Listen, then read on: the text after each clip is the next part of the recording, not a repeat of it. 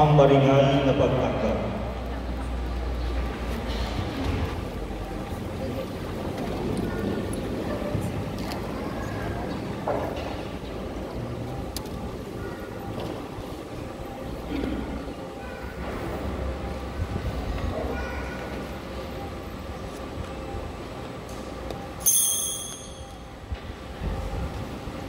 Ang krus ay larawan ng pagliligtas at pag-ibig ng Diyos.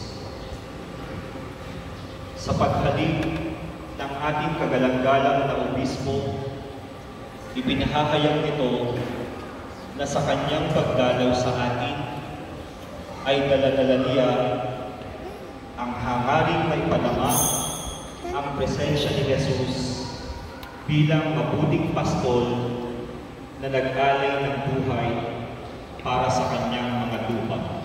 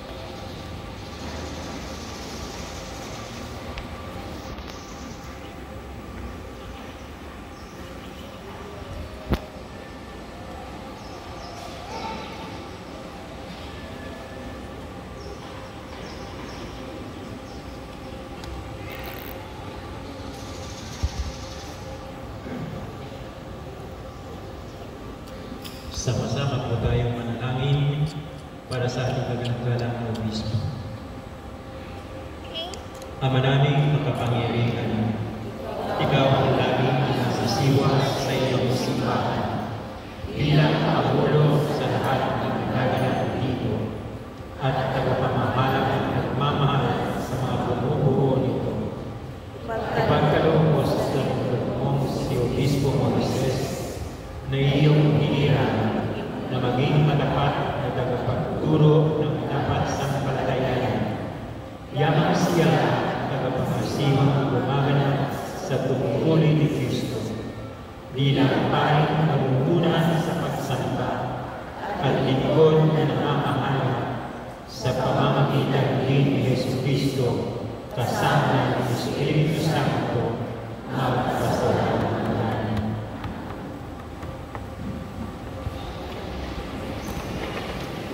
Aray.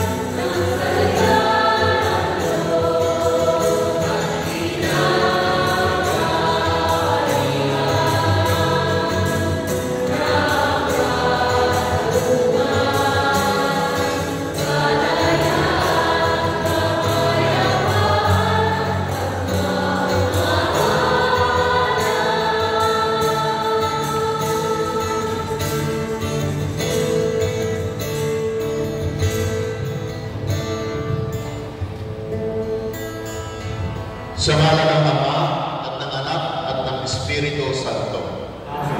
Sumainyo ang kapayapaan.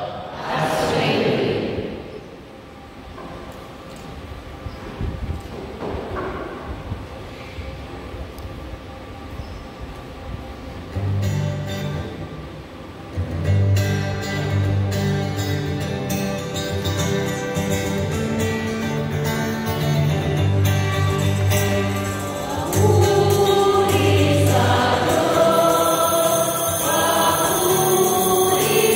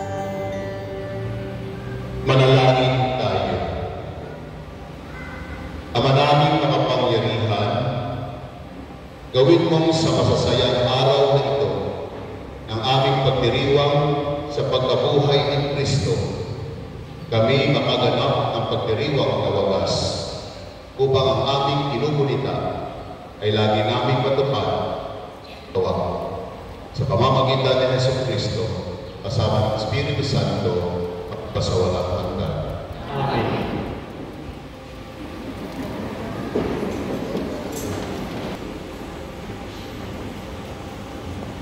Pagbasa mula sa Gawa ng mga Apostol. Sinalubong ni Cornelio si Pedro at nagpatira pa sa harapan nito at sumamba. Ngunit sinabi ni Pedro, "Tumindig kayo. Ako'y tao rin tulad ninyo. Ngayon ko lubusang natanto na walang itinatanggi ang Diyos.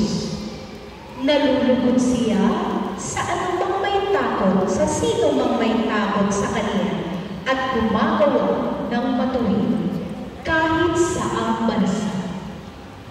Nagsasalita pa si Pedro nang bumaba ang Espiritu Santo sa mga nakikinig ng salita. Namangha ang mga mananampalatayang Hudyo na kasama ni Pedro sapagkat ang mga ito ay pinagkalooban din ng Espiritu Santo. Narinig nila ang mga Hentil na nagsasalita sa iba't ibang wika at nagpupuri sa Diyos. Kaya sinabi ni Pedro, tulad natin, sila'y pinagkalooban din ng Espiritu Santo. Sino pa ang hahadlang na binyagan sila sa tubig? At iniutos niya binyagan sila sa pangalan ni Jesucristo. Pagkatapos, hiniling nila kay Pedro na manatili rito ng ilang araw. Ang salita ng Diyos. Na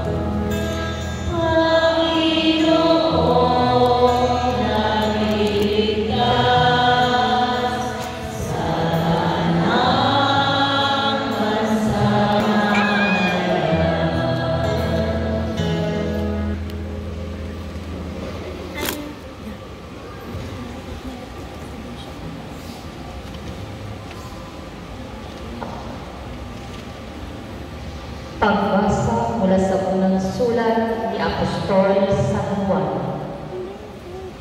Mga pinakamamahal, mag-ibigan tayo sapagkat mula sa Diyos ang pag-ibig.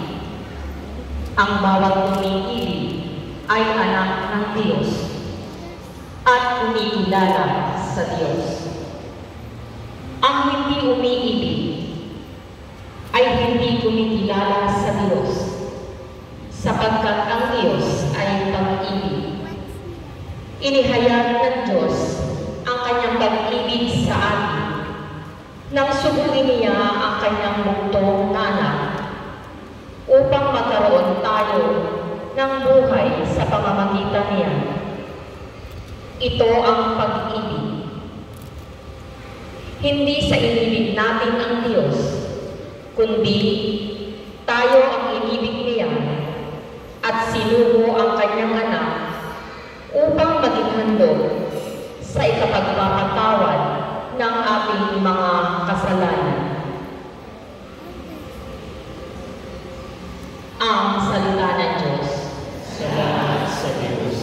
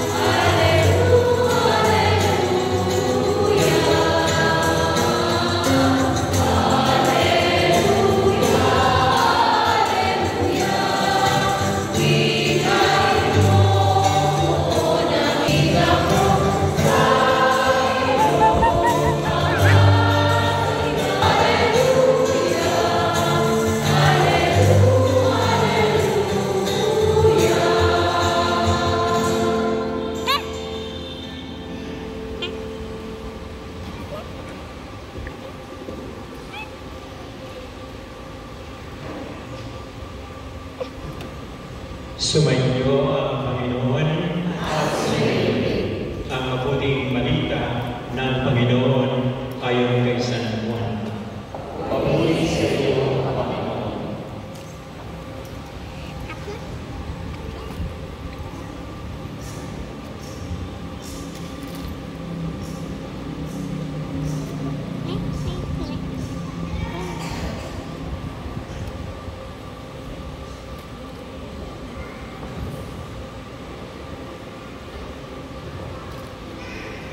Noong panahon yun, sinabi ni Jesus sa kanyang mga hagad,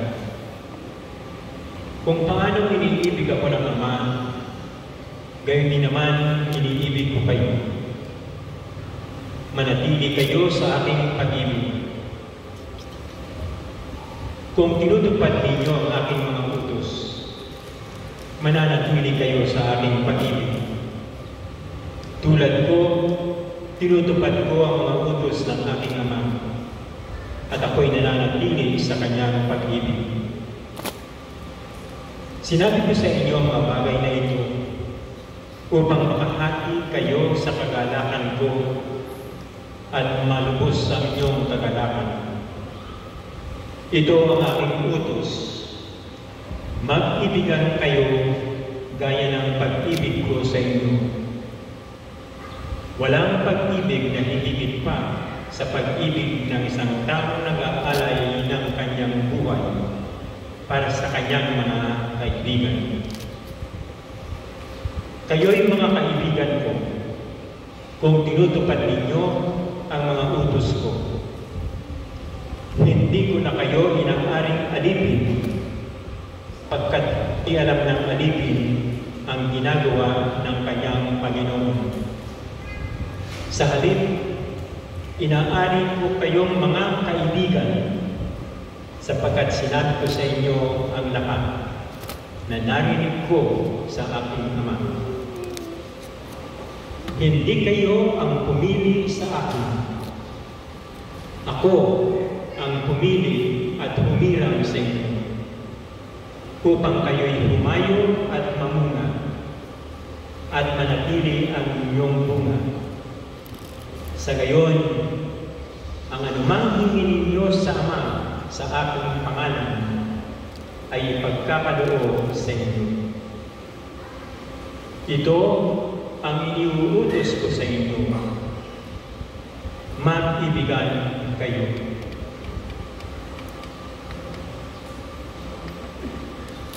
Ang mabuting balita ng Panginoon.